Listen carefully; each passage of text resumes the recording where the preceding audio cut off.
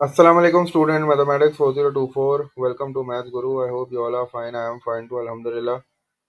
I hope your preparation for the mid-year exams is going well and you are taking full help from these videos. As you know that we are discussing kinematics. We started with the graph conversions.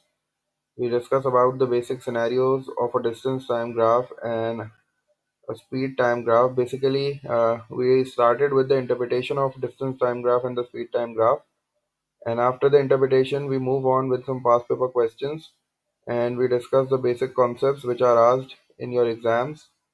And if you haven't watched those videos, I will recommend you to watch those videos because those videos are on the basic concepts. So you first have to develop a basic concept, then you can move on with the tough questions. In this video, we will be solving a tough question, and this is an advanced level question because this is different, and you can see that there is a new concept in this video. You can see a red line, a tangent drawn on the speed time graph. So this is a new question, and this question has been taken from the worksheet which I gave you, the same worksheet which I distributed in the school. And this is basically a past paper question. So I hope this video will be helpful for you to understand the concept. So let's just move on with the question. पुराने question से ये question different है, as I told you before. और मैं यही बोलूँगा कि पहले वो क्वेश्चंस देख लो ताकि थोड़ा सा बेसिक जो है वो डेवलप हो जाए. उसके बाद जो है फिर इस क्वेश्चन पे आओ. बेसिकली हमने जब स्पीड टाइम ग्राफ की बात की थी तो I told you that there are two important things which you have to remember while solving a speed time graph question. The first thing is that the gradient of the speed time graph में जो line होती है उसका जो gradient है वो हमें acceleration बताता है, ठीक है. और फर्स्ट पार्ट में वो आपसे एक्सेलरेशन पूछता है. हर क्वेश्चन जो हमने क्लास में भी सॉल्व किया है, जो मैंने अभी वीडियोस में भी सॉल्व किया है स्पीड टाइम ग्राफ में, उसमें लाजमी वो आपसे एक्सेलरेशन पूछेगा या डीसेलरेशन पूछेगा. Deceleration is basically negative acceleration, ठीक है. जब वो वाली एक्सेलरेशन, जब हमारा ग्राफ स्पीड टाइम ग्राफ में जो लाइन है वो नीचे की तरफ आ रही होती है तो हम उसको डीसेलरेशन कहते हैं. जब हमारा जो लाइन है स्पीड टाइम ग्राफ की जो कर्व है, जो लाइन है वो ऊपर की तरफ जा रही होती है तो हम कहते हैं कि एक्सेलरेशन हो रही है, ठीक है. तो ये बेसिक इंटरप्रिटेशन है, ये आपको समझ में आनी चाहिए. जब ये नहीं समझ में आएगा तो फिर ग्राफ के क्वेश्चंस को कैसे सॉल्व करेंगे, क्योंकि वो आपको ये नहीं बताता कि भाई एक्सेलरेशन कहाँ हो रही है. You have to interpret the graph. आपको खुद पढ़ना पड़ता है कि भाई एक्सेलरेशन कैसे पता चलेगी मुझे स्पीड टाइम ग्राफ में, कांस्टेंट स्पीड कैसे पता चलेगी, और फिर डीसेलरेशन कैसे पता चलेगी. तो ये चीज़ जो है ना, ये बेसिक इंटरप्रिटेशन है. तो इसका कॉन्सेप्ट पहले डेवलप करो, उसके बाद जो है वो क्वेश्चंस की तरफ बढ़ना. Let's just revise this concept in this video. इसको कॉन्सेप्ट को इसमें रिवाइज कर लेते हैं. देखो ये आपके पास स्पीड टाइम ग्राफ है, ठीक है. कैसे पता चला, एक्सेस पढ़ लिया आपने. ये एक्स एक्सिस इस पे टाइम है और ये वाई एक्सिस इस पे स्पीड है, ठीक है.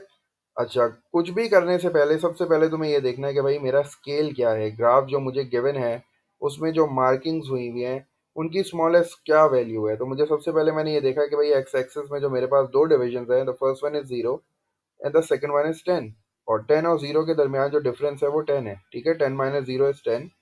और इन दो डिजिट्स के दरमियान मेरे पास 10 लाइंस हैं. तो इसका मतलब है कि 10 is divided into 10 lines. 10 parts में डिवाइड है तो 10 डिवाइड बाय 10 इज 1. इसका मतलब है कि भाई यहाँ एक्स एक्सिस पे वन स्मॉल बॉक्स जो है वो 1 के बराबर है. तो ये 1 हो गया. 2 3 4 5 6 7 8 9 10, इस तरह ये आगे चलता रहेगा. 11 12 13 14 15. तो इस तरह ये नॉर्मल काउंटिंग चल रही है. तो अब ये देखो ये 60 है तो इसका मतलब है ये 61 हो गया, ये 62 हो गया, ये 63 हो गया, 64 65 और ये 66 हो गया, ठीक है. तो ये चीज़ आपको जो है वो समझनी है कि भाई स्मॉलेस्ट वैल्यू कितनी है, तभी हम ग्राफ को जो है वो अच्छी तरीके से पढ़ पाएंगे. अच्छा, talking about the Y axis, अगर वाई एक्सेस की बात करूं तो 0 से 5 है. तो 5 माइनस 0 5 हो गया. और 0 से 5 के दरमियान जो है ना वो 10 लाइंस हैं. तो इसका मतलब है कि 5 डिवाइडेड बाई 10 जो है वो 0.5 हो गया. तो इसका मतलब है कि वन स्मॉल बॉक्स 0.5 है. अगर मैं दो मिलाऊंगा बॉक्स तो 1 होगा, फिर फर्दर दो मिलाऊंगा तो 2 होगा, फिर फर्दर दो मिलाऊंगा तो 3, देन 4, देन 5. तो इसका मतलब है कि two small boxes on Y axis equals to 1 metre पर सेकंड बोल लो क्योंकि ये स्पीड है. और एक्स एक्सिस की बात करूं तो one small box equals to 1 second, ठीक है. तो ये चीज़ हमने पढ़ ली. तो इसका मतलब है कि अगर ये 10 है तो इसके दो डिजिट के बाद 11 हो जाएगा. और सॉरी, दो डिजिट कह रहा हूँ, दो बॉक्सेस स्मॉल बॉक्सेस के बाद 11 हो गया, फिर दो स्मॉल बॉक्सेस के बाद 12 हो गया. तो इसका मतलब है कि ये जो हमारे पास हाईएस्ट स्पीड जो आ रही है वो 12 आ रही है. ठीक है, क्योंकि 12 से ऊपर की कोई स्पीड नहीं है। तो that was all about the scaling. ये स्केलिंग कहलाती है, स्केल पढ़ना। तो स्केल पढ़ना जो है वो बड़ा ज़रूरी है। ग्राफ का क्वेश्चन स्टार्ट करने से पहले you first have to identify your scale.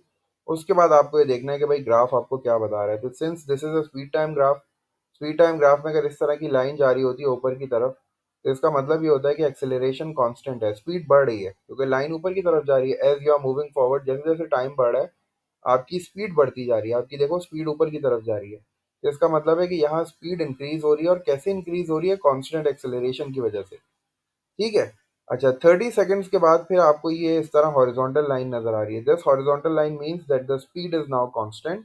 Speed अब चेंज नहीं हो रही। जब स्पीड चेंज नहीं होगी तो एक्सेलरेशन विल बी जीरो। और फिर ये 50 के बाद आपको यहाँ नजर आ रहा है कि थोड़ा सा कर्व जो है वो हो रहा है और वो नीचे की तरफ जा रहा है वापस। तो डाउनवर्ड जा रहा है एक्स एक्सिस की तरफ।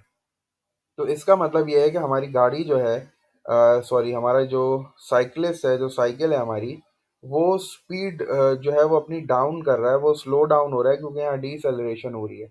डीसेलरेशन हो रही है, स्पीड ख़त्म हो रही है, स्पीड जो है वो आहिस्ता आहिस्ता कम हो रही है। इसी वजह से जो है वो हमारा साइकिलिस्ट जो है वो स्लो डाउन हो रहा है। तो ये जो लाइन आपको नज़र आ रही है नीचे जाती हुई, इसका मतलब है कि स्पीड डिक्रीज हो रही है। और स्पीड जो डिक्रीज हो रही है उसकी वजह यह है कि डीसेलरेशन हो रही है। ठीक है, desalination is nothing, just negative acceleration. Positive acceleration की वजह से जो है वो स्पीड बढ़ती है, और नेगेटिव एक्सेलरेशन की वजह से हमारी स्पीड जो है वो कम होती है। तो that was all about the interpretation of the graph. अब देखते हैं कि क्वेश्चन हमसे क्या पूछ रहा है। क्वेश्चन मैंने आपसे बोला थोड़ा सा डिफरेंट है, तो देखते हैं कि इसमें क्या चीज़ जो है वो डिफरेंट है। फर्स्ट पार्ट में, इससे पहले के क्वेश्चंस में हमसे हमेशा एक्सेलरेशन या डिसलेरेशन पूछी जाती थी। यहाँ वो फर्स्ट पार्ट में हमसे कह रहा है calculate the time taken to travel the first 300 metres. अब वो कह रहा है कि भाई आपको टाइम निकालना है, उतना टाइम निकालो जितना उसने 300 मीटर्स को कवर करने के लिए यूज़ किया है। तो ये थोड़ा सा डिफरेंट टाइप का क्वेश्चन हो गया। यहाँ डिस्टेंस हमें दिया जा रहा है। इससे पहले जो क्वेश्चंस किए थे उसमें we have to find the distance, हम टोटल डिस्टेंस खुद फाइंड आउट करते थे। यहाँ वो कह रहा है कि नहीं भाई, I am giving you the distance, 300 metres आपको दे रहा हूँ, और मुझे ये बताओ कि ये जो 300 मीटर्स उसने कवर किया है ये कितने टाइम में किया है। And then in the second part वो कह रहा है by drawing a tangent, tangent draw करो और मुझे बताओ कि रिटार्डेशन कितनी है at T is equal to 55। तो we know how to calculate retardation, हमने पहले भी रिटार्डेशन कैलकुलेट की है। Retardation is also called deceleration, मतलब नेगेटिव एक्सेलरेशन। तो वो तो हम ग्रेडियंट के फॉर्मूले से यूज कर लेते थे, लेकिन वो यहाँ हमें एक नई बात बता रहा है बाय ड्राइंग अ टेंजेंट। तो पार्ट बी में देखेंगे कि भाई किस तरह टेंजेंट ड्रॉ होती है, कैसे टेंजेंट ड्रॉ करके जो है वो ग्रेडियंट निकलता है, और टेंजेंट हम क्यों ड्रॉ कर रहे हैं, मतलब पहले तो हमने टेंजेंट नहीं ड्रॉ की थी, यहाँ क्यों ड्रॉ कर रहे हैं। तो ये सारी चीज़ें इंशाल्लाह पार्ट बी के जब एक्सप्लेन करूंगा उसको देखेंगे। Solution is already done, solve मैंने कर दिया, इसको सॉल्व हुआ हुआ है ये, बस सिर्फ हमें एक्सप्लेनेशन जो है वो इसकी करनी है। तो let's just start the explanation of the first part. In the first part time निकालना है। तो जब भी इस तरह का क्वेश्चन आए जिसमें स्पीड टाइम ग्राफ दिया हुआ और टाइम आपको निकालना है, तो उसके लिए क्या करोगे, you will divide your graph into different sections, different parts में डिवाइड करोगे। क्यों डिवाइड करोगे? Because you know that distance is given, और डिस्टेंस जो है वो स्पीड टाइम ग्राफ में एरिया अंडर द ग्राफ होता है। तो एरिया अंडर द ग्राफ, जितना भी एरिया आपको ग्राफ के नीचे नजर आ रहा है, आप उसको डिवाइड करना शुरू कर दो। देखो अब इसने क्या किया, पहले इस वाले पार्ट को डिवाइड किया, ये एक ट्राइंगल है, और फिर ये एक रेक्टेंगल बन गया, और फिर ये उसने एक और रेक्टेंगल बना दिया इधर। ठीक है, ये एक लाइन में और ड्रॉ कर देता हूँ। तो इसका मतलब है कि ये एक और रेक्टेंगल जो है वो यहाँ बन गया है। अच्छा, ये वाले पार्ट का मैं एरिया फिलहाल नहीं निकाल सकता, क्यों? क्योंकि ये कर्व सरफेस है, तो मेरे पास ये फ्लैट ऑब्जेक्ट नहीं है। इसका मतलब है कि मैं इसका एरिया नहीं निकाल सकता, तो मैं फिलहाल इसको नहीं निकाल रहा, और मैं यहाँ से एरिया कैलकुलेट करना शुरू करता हूँ। ठीक है, जब मैंने यहाँ से एरिया कैलकुलेट करना शुरू किया तो सबसे पहले मेरे पास था ट्राइंगल। तो ट्राइंगल का एरिया कैसे निकलता है? Half into base into height. और बेस मेरी क्या है, जीरो से स्टार्ट हो रही है, 30 तक जा रही है, तो 30 - 0, 30 बेस हो गई, और इसकी हाइट जो है वो 12 हो गई। ठीक है, तो 30 मल्टीप्लाई बाय 12 और फिर डिवाइडेड बाय 2, तो ये 2 टाइम्स 1 is 2, ये 2 टाइम्स 1 is 2 हो गया, और ये 2 टाइम्स 6 is 12 हो गया। जब मैं 6 को 30 से मल्टीप्लाई करूंगा तो आई विल गेट 180। तो 180 जो है वो मीटर स्क्वायर इस ट्राइंगल का एरिया आ गया। अच्छा, याद रखना कि मुझे 300 मीटर्स चाहिए, तो 180 मीटर स्क्वायर मतलब 180 जो है वो डिस्टेंस आ गया मेरे पास। तो उसने 30 सेकंड्स में 180 का डिस्टेंस कवर कर लिया। ठीक है, तो 30 मेरा आंसर नहीं है, मुझे वो टाइम निकालना है जब वो 300 मीटर्स तक पहुंच गया है। अभी तो वो सिर्फ 180 पे पहुंचा है, तो वो 30 सेकेंड्स में 180 तक पहुंच गया, इसका मतलब है मुझे और आगे के सेक्शंस का भी एरिया निकालना पड़ेगा। तो सेकंड पार्ट जो है ये रेक्टेंगल है, और रेक्टेंगल की जो लेंथ है वो 10 है, और इसकी जो विड्थ है वो 12 है, तो 12 मल्टीप्लाई बाय 10 जो है वो 120 हो जाएगा। तो मैंने जो है वो 120 इसका भी एरिया निकाल लिया, और फिर मैंने क्या किया, मैंने 120 और 180 को ऐड किया। जब मैंने 120 और 180 को ऐड किया तो मेरे पास आ गया 300। तो 300 ही मुझे चाहिए था, मुझे आगे जाने की अब ज़रूरत नहीं है। मैं ये देख लूंगा कि भाई 300 मीटर्स जो है वो डिस्टेंस कवर हो गया है, और ये कितने टाइम में हो गया, ये 40 सेकेंड्स में हो गया, क्योंकि 30 सेकेंड्स में उसने 180 का जो है वो डिस्टेंस कवर किया था। एंड आफ्टर 10 सेकेंड्स, 10 सेकेंड के बाद उसने 120 का और कर लिया। तो इसका मतलब है कि भाई अब जो है वो मेरे पास टोटल 40 सेकेंड्स के बाद डिस्टेंस 300 मीटर्स हो गया है। तो मुझे आगे जाने की ज़रूरत नहीं है। अगर मेरा डिस्टेंस नहीं होता, वो और मुझसे मांगता, वो कहता 420, तो फिर मुझे और आगे जाना पड़ता। ठीक है ना। तो ये इस तरह के क्वेश्चन में आपको इस तरह करना पड़ता है कि you have to divide your figure into different shapes. तो छोटे छोटे शेप्स में कोशिश करना, बड़ा शेप नहीं। हम इसमें ट्रेपीजियम लेते तो हमें कभी भी नहीं पता चलता, अब ट्रेपीजियम यहाँ तक आता, ट्रेपीजियम का हम एरिया निकाल लेते, फिर हमें पता नहीं चलता। तो इसीलिए इसकी ट्रिक ये होती है कि divide your figure into small parts, छोटे छोटे शेप्स में इनको डिवाइड कर लो, ताकि आप सब पार्ट्स का डिस्टेंस निकालते रहो, उनको ऐड करते रहो, और देख लो कि भाई मेरा रिक्वायर्ड डिस्टेंस कितना है और फिर कितने टाइम में वो कवर हुआ है। तो उससे जो है ये इस तरह का क्वेश्चन सॉल्व हो सकता है। तो the answer of the first part is 40 minutes, और सॉरी 40 सेकेंड्स। तो ये 40 सेकेंड्स जो है ये मेरा आंसर आ गया, क्योंकि 40 सेकेंड्स के बाद उन्होंने 300 मीटर्स जो है वो 40 सेकेंड्स पर उन्होंने 300 मीटर्स का डिस्टेंस कवर कर लिया था मेरे साइकिलिस्ट ने। तो that was the first part, थोड़ा सा डिफरेंट था ना, इससे पहले हमें जो है वो इस तरह का क्वेश्चन नहीं मिला था। कॉन्सेप्ट सेम है, कॉन्सेप्ट वही है, हमें डिस्टेंस निकालना था, लेकिन उसने यहाँ डिफरेंट स्टाइल में हमसे कहा कि डिस्टेंस निकालो। यहाँ उसने ये नहीं बोला कि एवरेज स्पीड निकाल लो या टोटल डिस्टेंस निकाल लो, उसने भाई ये बोला कि भाई मुझे टाइम बताओ कि how much time is required to cover the first 300 metres. तो उसकी ट्रिक यही है कि भाई divide your figures into different shapes and then find out the area, add them to get your total answer. जो भी आपका आंसर है उनको ऐड करते रहो और टाइम देखते रहो। तो moving on to the second part में उसने हमें बोला कि भाई टेंजेंट ड्रॉ करो। ठीक है, अच्छा, अब पहला क्वेश्चन ये है कि भाई टेंजेंट हम क्यों ड्रॉ करें। उसका रीजन ये है कि since the time is T is equals to 55 seconds, जब मैं 55 सेकेंड्स पे जाऊंगा और मैं जाके देखूंगा कि 55 सेकेंड्स में मेरा ग्राफ किस तरह का है, तो मेरा ग्राफ उस टाइम मुझे कर्व शो कर रहा है। ठीक है, अब जब कर्व है तो कर्व की कोई एक ग्रेडियंट तो नहीं होती, कर्व पे जितने पॉइंट्स होते हैं हर पॉइंट की एक डिफरेंट ग्रेडियंट होती है। ठीक है, यही डिफरेंस होता है कर्व में और लाइन में।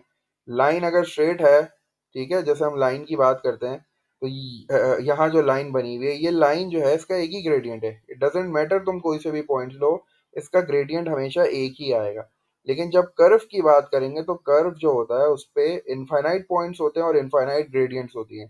तो हमें जिस पॉइंट पे उसने बोला है हमें उसी पॉइंट की ग्रेडियंट निकालनी पड़ेगी, और उसका तरीका यह है कि हमें एक टेंजेंट उस पॉइंट पे ड्रॉ करनी पड़ेगी, और फिर उस टेंजेंट पे हम जो है ना दो पॉइंट्स कंसिडर करके उस टेंजेंट की ग्रेडियंट निकाल लेंगे, तो वो टेंजेंट की ग्रेडियंट उस पॉइंट की ग्रेडियंट के बिल्कुल बराबर होगी। तो ये तरीका होता है when you are asked to find the gradient at one point on a curve. ठीक है, ये कर्व की वजह से, अगर यहाँ भी स्ट्रेट लाइन होती तो जैसे मैं पहले क्वेश्चंस में डिसलेरेशन निकालता था, मैं इसमें भी निकाल लेता।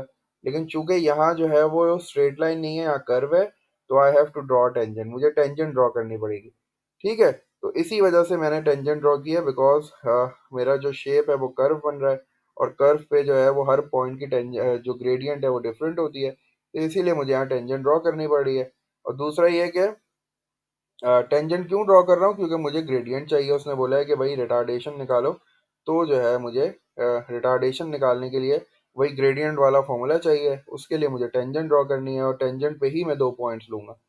तो देखते जल्दी से क्या किया कि मैं सबसे पहले मैं टी इज इक्वल टू 55 मैंने मार्क किया, उसके ऊपर जाके मैंने कर्व पे एक पॉइंट ड्रॉ किया, और मैंने फिर एक टेंजेंट ड्रॉ करी। टेंजेंट क्या होती है भाई, टेंजेंट एक ऐसी लाइन होती है जो कि आपके कर्व को सिर्फ एक पॉइंट पे टच करके गुजरती है। तो since this is T is equal to 55 seconds, तो ये सिर्फ 55 सेकेंड्स को टच करके गुजरेगी लाइन।